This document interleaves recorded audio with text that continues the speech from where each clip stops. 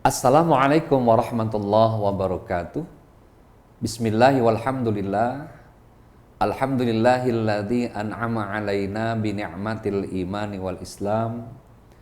Asyhadu an la ilaha illallah wahdahu la syarikalah. Wa asyhadu anna sayyidana wa nabiyyana Muhammadan abduhu wa rasuluhu la nabiyya ba'dah. Pemirsa Al-Baqiyah TV yang dirahmati Allah Subhanahu wa taala,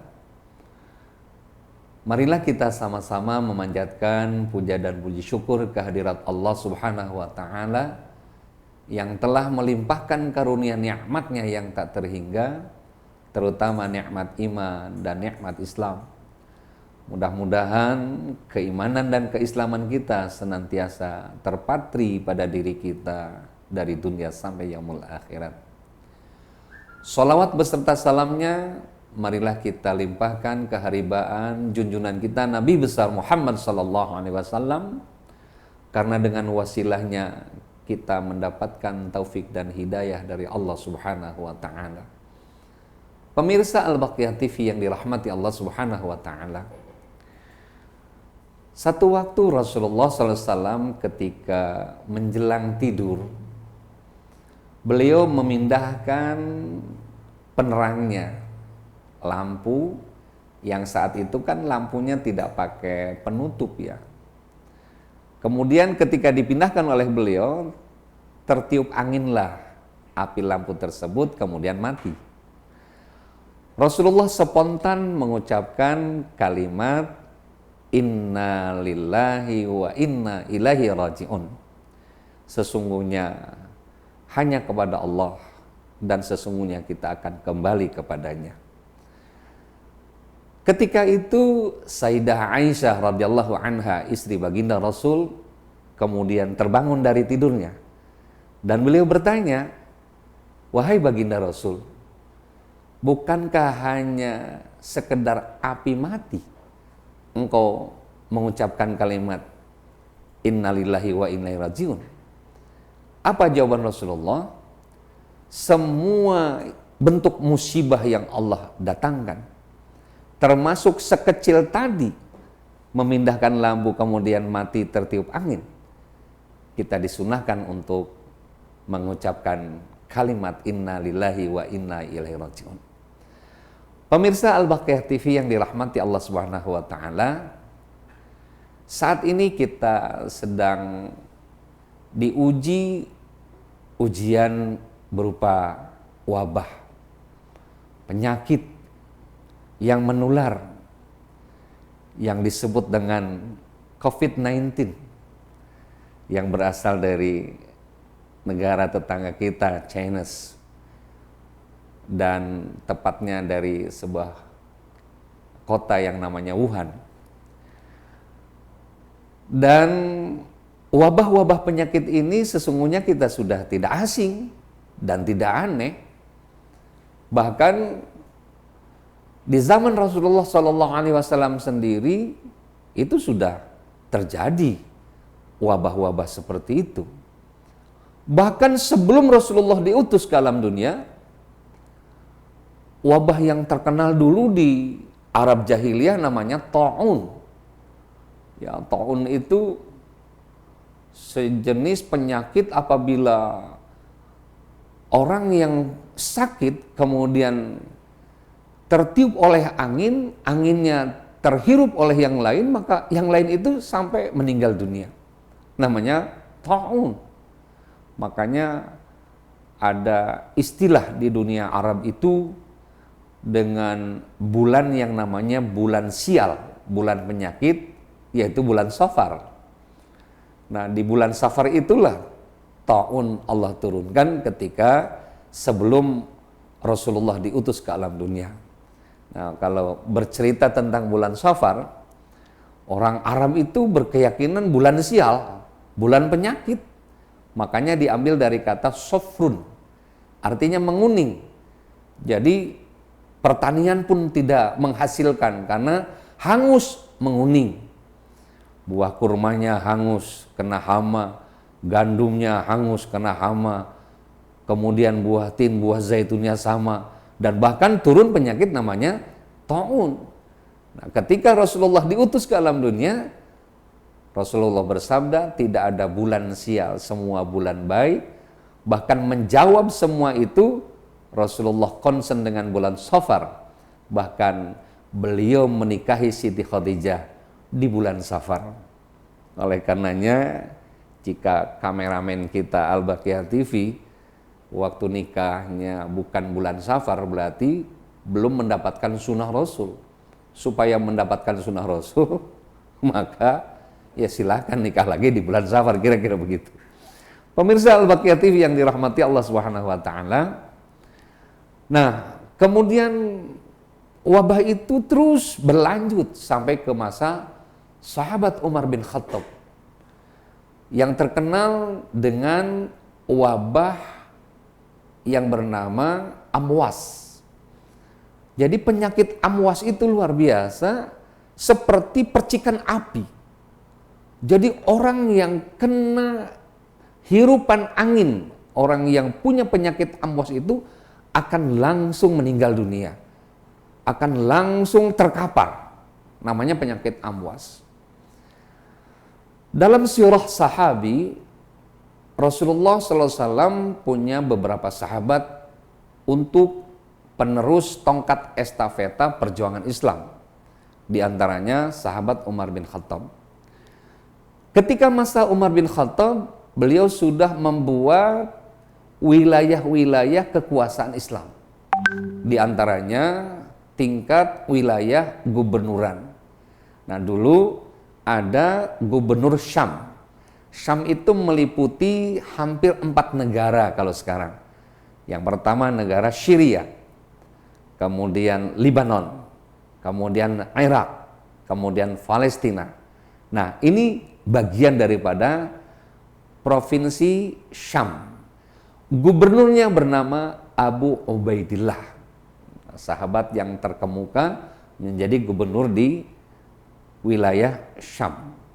Satu waktu Sayyidina Umar bin Khattab ada jadwal kunjungan seorang khalifah ke wilayah gubernuran.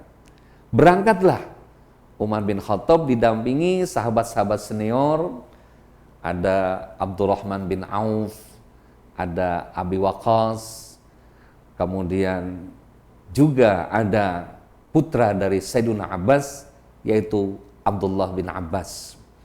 Ikut menyertai rombongan Umar bin Khattab. Sampailah di perbatasan bernama Kampung Zarrah. Kalau bahasa Arab disebut Sarrah. Nah, di kampung itulah ada checkpoint. Nah, maka ada penjagaan dari perwakilan anak buahnya Gubernur Syam Abu Ubaidillah. Di perbatasan itulah Umar bin Khattab kemudian dijaga. Dan para penjaga mereka mengatakan, "Wahai Amirul Mukminin, mohon maaf, sekarang kampung di salah satu di provinsi Syam namanya Kampung Tabuk sedang dilanda musibah berupa penyakit yang menular, namanya penyakit amwas. Maka kami diutus oleh gubernur untuk menyampaikan kepada Amirul Mukminin untuk tidak memasuki wilayah yang terkena wabah penyakit yang menular." Pemirsa Al-Baqiyah TV yang dirahmati Allah SWT, saat itu kita mengenal karakter Umar bin Khattab itu karakter yang keras. Kata Umar, "Tidak, tetap saya akan masuk." Maka si penjaga checkpoint tadi ada yang kembali untuk memanggil gubernur. Maka datanglah Abu Ubaidillah. Dialoglah Umar bin Khattab dengan Abu Ubaidillah.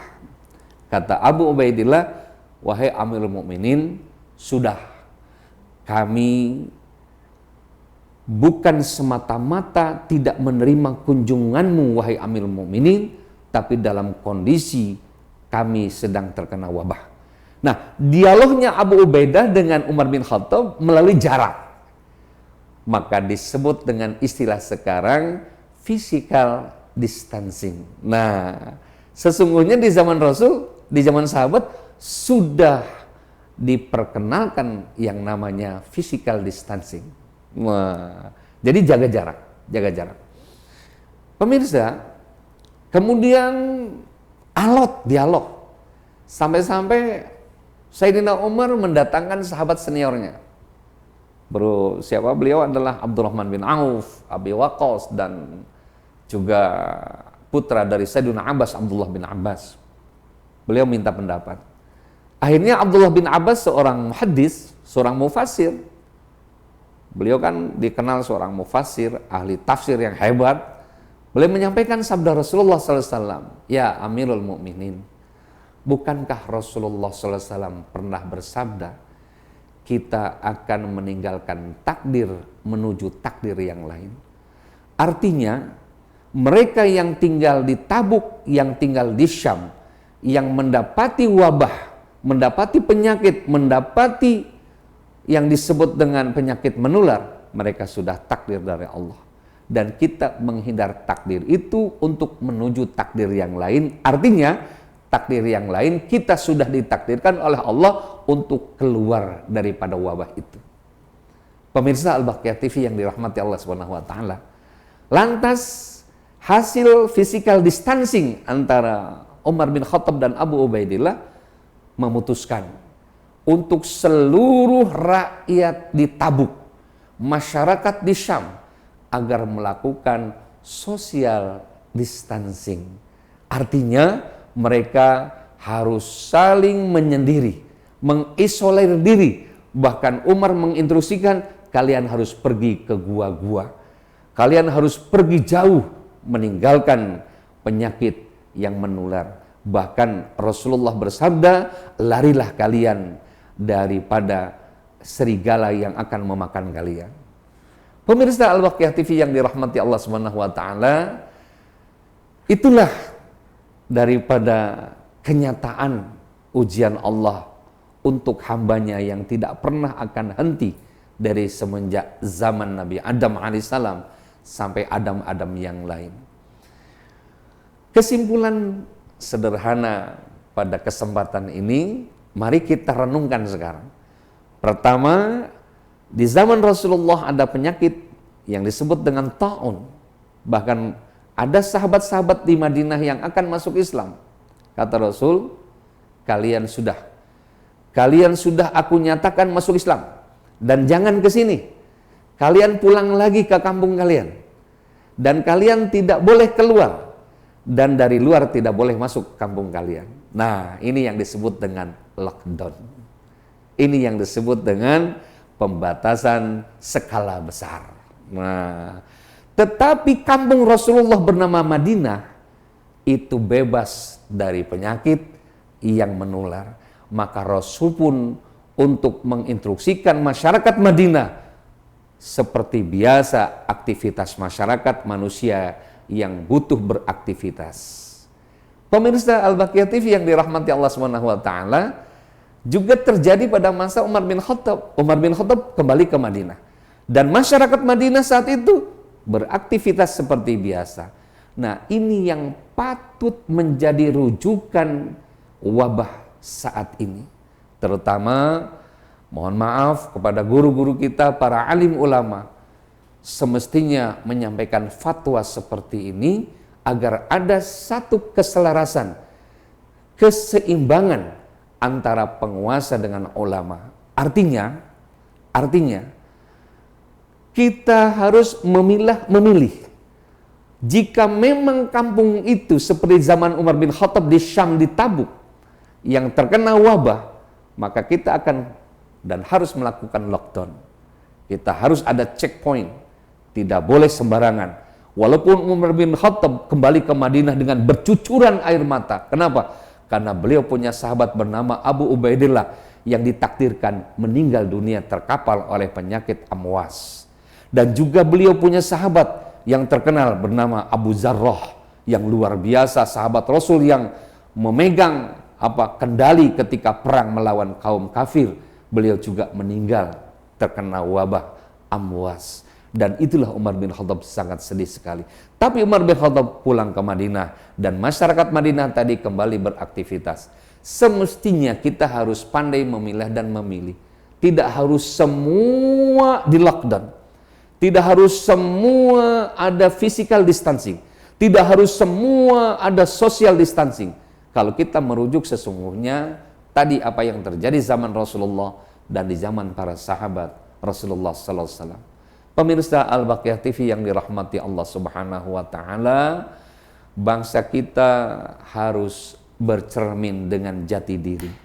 Kita punya falsafah Pancasila. Sila pertama adalah ketuhanan yang Maha Esa.